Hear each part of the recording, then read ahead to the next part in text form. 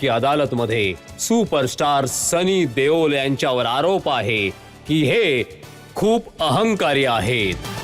सनी, ही गोष्ट खरी आहे की ही फिल्म सिनेमाघरांमध्ये इतकी हिट झाली की गदरने गदर माजवला आहे.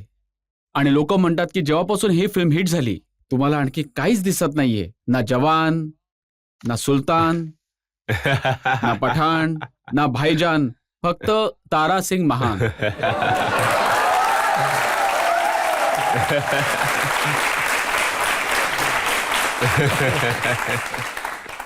तारासिंग, या लोकांनी तारासिंगला जसं डोक्यावर घेतलं आहे, हे सगळं जनतेचं आहे आणि ते कॅरेक्टर असं बनलं की सगळ्यांच्या मनात बसलेलं आहे. तर जिथे जाईन तिथे तारासिंगच तारासिंग आहे आणि खूप चांगलं वाटतं.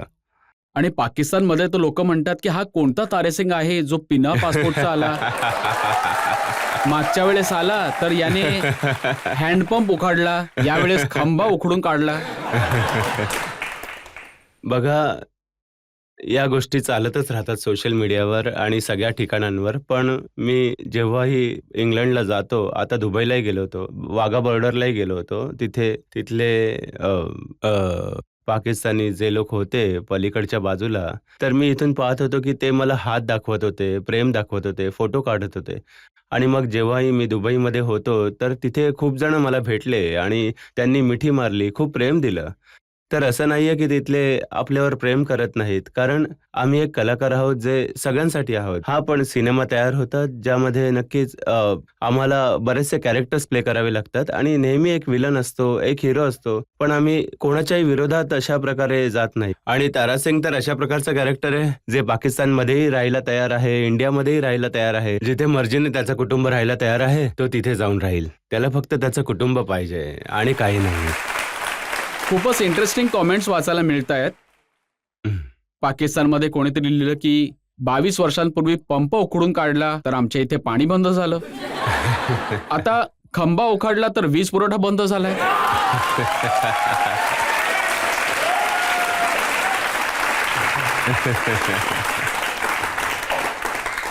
या लोकांच्या कॉमेंट्स तर मी काहीच करू शकत नाही त्याचं. मी तर असं काहीच नाही केलं. आणि कोणीतरी लिहिलंय की पाकिस्तानचा हातोडा घेऊन पाकिस्तानच्या सगळ्या सैन्याला घाबरवलंय. नाही, असं काहीही नव्हतं. ते तर कॅरेक्टर होतं, स्वतःच्या मुलाला घ्यायला आला होता. आणि तारासिंग जेव्हा येतो स्वतःच्या कुटुंबासाठी, तर त्याला कोणीच थांबवू शकत नाही. तारासिंगला मग कोणीही थांबवू शकत नाही. एक सीन सगळ्यांनी पाहिलाय की टँकवर उभे आहेत आणि पाकिस्तानी टँकला त्याच्यावर उडी मारून त्यामध्ये हातगोळे टाकून पुन्हा आपल्या टँकवर येतात. अरे, तारासिंग आपला जसे मार्वल कॉमिक्स आहेत ना, तिथे त्यांचे जे हिरो असतात, आमचा तारासिंगही तसाच आहे. खरं तर आमचा तारासिंग त्या सगळ्या सुपर हिरोजपेक्षा वरचढ आहे, कारण तो त्याच्या कुटुंबासोबत आहे. त्याची कमजोरी जे त्याचं कुटुंब आहे तीच त्याची ताकद आहे. जेव्हा तो कुठेतरी फसतो तेव्हा त्याच्या बाजूने देव येतो, आणि जेव्हा देव येतो तेव्हा त्याच्यासमोर कोण टिकू शकतो? तुम्हीच सांगा. कोणीच नाही टिकू शकत. सनी, ही गोष्ट खरी आहे का की हा सिनेमा करण्यामागे खूप कष्ट लागले? कारण सगळे जे सीन होते ते रिअल टाइम होते, त्यामध्ये ग्राफिक्सच्या इफेक्टचा वापर केला गेला नव्हता. हो, नेहमीच मी जे काही सिनेमे करतो, जास्त करून आम्ही लोक स्पेशल इफेक्ट्सचा वापर जास्त नाही करत कधी. कुठे-कुठे होतो जेव्हा आम्हाला वापरावा लागतो. प्रत्येक गोष्ट आम्ही ऑन लोकेशन करत असतो किंवा सेटवर करत असतो आणि ॲक्शन सीन त्या लोकेशनवर तिथे जाऊन शूट करतो.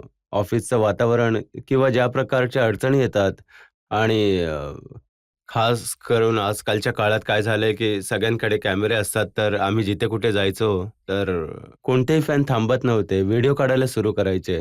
तर ती एक समस्या असायची, भीती असायची, की आम्ही सीन आता शूट करणार आहोत. पिक्चर बनण्यासाठी जवळपास 1 वर्ष लागेल आणि या गोष्टी ऑलरेडी 4 दिशांनी पसरत आहेत.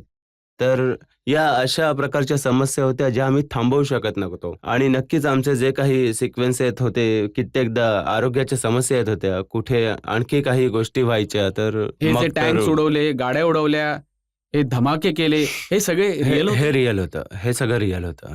वी डिड ऑल आणि मी दॅट. ऐकलं की जेव्हा मुलाला वाचवायला जाता तेव्हा खूप धूळ, खूप माती उडत होती, पण त्यावेळी तुमच्या डोळ्याला काही प्रॉब्लेम होता? डोळ्यांचं ऑपरेशन झालं होतं? हो होतं त्यावेळी. खूप समस्या होती त्यावेळी आणि त्या डोळ्यांचं ऑपरेशन करूनही गेलो होतो मी आणि खूप माती होती, पण करायचं तर होतं.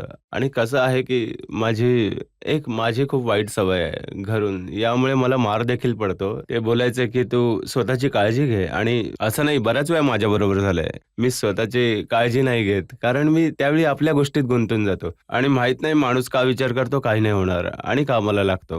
धूळ माती होती, डोळ्यात पाणी येत होतं, तर वारंवार मी डोळ्यात ड्रॉप्स टाकत होतो की कुठे काही होत्याचं नव्हतं नको व्हायला ना म्हणून. पण सगळं व्यवस्थित होतं. सगळं व्यवस्थित झालं. ज्या मुलाला तुम्ही वाचवण्यासाठी जाता, हा तोच मुलगा आहे जो 22 वर्षांपूर्वी गदरमध्ये होता? हो. हां. तोच माझा मुलगा आहे.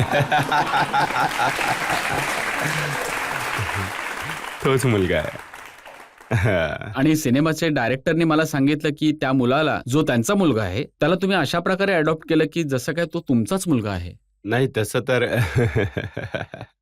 तसं तर काही नाहीये. एक ॲक्टर म्हणून नक्कीच माझा मुलगा होता तर त्याच्यासोबत त्या प्रकारे बनवून घ्यायचो, की जसं कॅरेक्टर असतं तसं मुलगा तर मुलगाच आहे ना.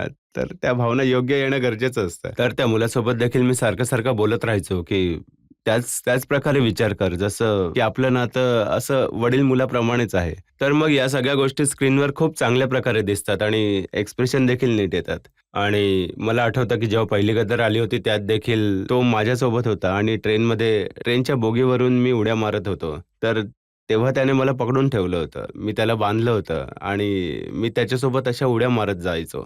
असं काही नाही की कोणी डबल ठेवला होता. तो एक विश्वास होता, तशी एक गोष्ट होती. तर तर यामध्ये जेवढे ॲक्शन सीन्स केले आहेत, त्यामध्ये कोणी डबल नव्हता? डबल नव्हता. मला नाही वाटत की एखाद दुसऱ्या जागी जेव्हा कदाचित मी तिथे नसेन तेव्हा, पण सगळ्या गोष्टी तर मी स्वतःच करतो. कारण त्यामध्ये एक बॉडी लँग्वेज येते आणि स्वतःचे जे एक्सप्रेशन्स असतात, जे येतात, ते योग्य येतात. नाहीतर मग प्रत्येक गोष्ट कट करत होत जाते. आजकाल तर खूप जास्त मोठे ॲक्टर जे आहेत, ते इफेक्ट्स सोबत काम करतात. स्टेजवरती संपूर्ण शूट होतं आणि नंतर त्यांना इफेक्ट्स टाकले जातात. मग ते रिअल वाटतं. नाही, बघा कसं आहे, सेफ्टी आजकाल खूप जास्त झाली आहे. प्रत्येकाने ठेवलीच पाहिजे. मी असं नाही म्हणत की नाही ठेवली पाहिजे. पद्धत असते प्रत्येकाची काय करायचं ते. हो, अशी एखादी गोष्ट असेल जी मला माहिती आहे मी नाही करू शकत, तर ऑब्व्हियसली मी देखील त्याचा आधार घेईन. पण नेहमी आपण जे करतो मला वाटतं की मी करू शकतो, तर ते मी करतो. तर तुम्हाला आवड आहे धोका ओढवून घेण्याची?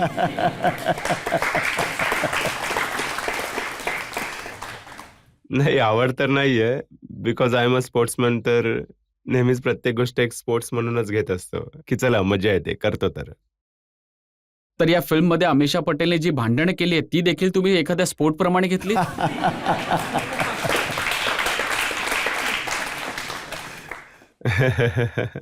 मी मग त्या गोष्टींपासून थोडा लांब होतो.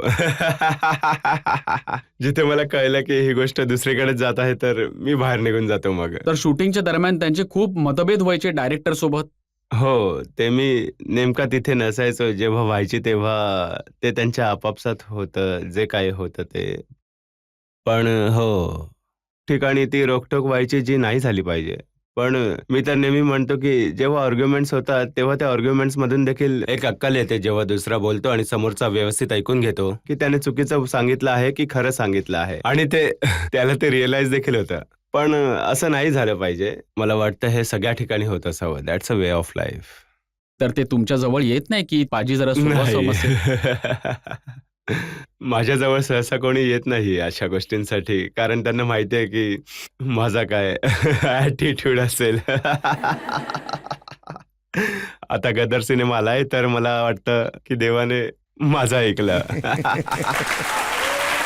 चला जनतेमधून ऐकूया ज्या लोकांना प्रश्न विचारायचे असतील. आता हल्लीच्या हल्ली तुमची गदर 2 रिलीज झाली आहे आणि बॉक्स ऑफिसवर तर त्यांनी धमाल उडवलेली आहे. तर ह्याची सक्सेस बघून इन फ्युचर तुम्ही गदर 3 आणाल का?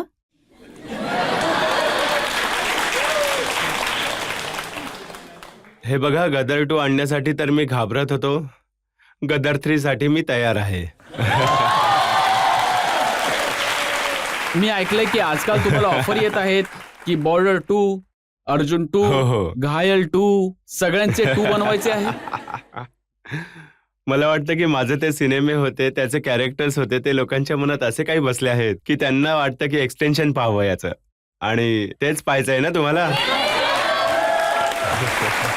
तर बॉर्डर 2 बद्दल जे बोलत आहात, एक वेळ होती की मला ते करायचं होतं पण झालं नाही. आता ते सगळे, कारण हा सिनेमा चालला आहे तर प्रत्येक माणसामध्ये जोश आला आहे की आपण बनवूया, तर असं वाटतंय की पुढे जाऊन कधी ना कधी तीही मी बनेल. ऐकले की हा जोश थोडा सनी देओल मध्ये आला आहे. आता तुम्ही म्हणताय की एका सिनेमाचे 50 करोड घेईन.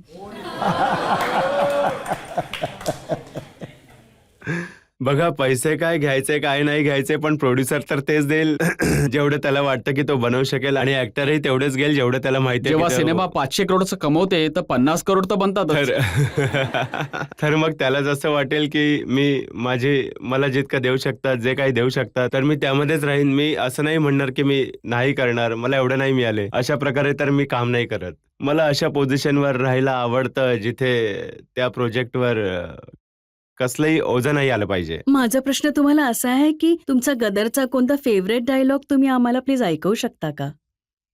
Please sir.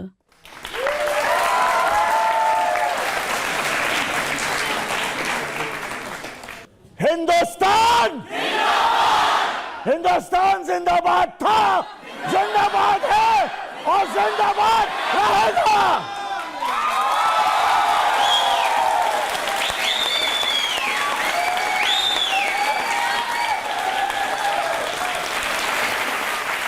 सनी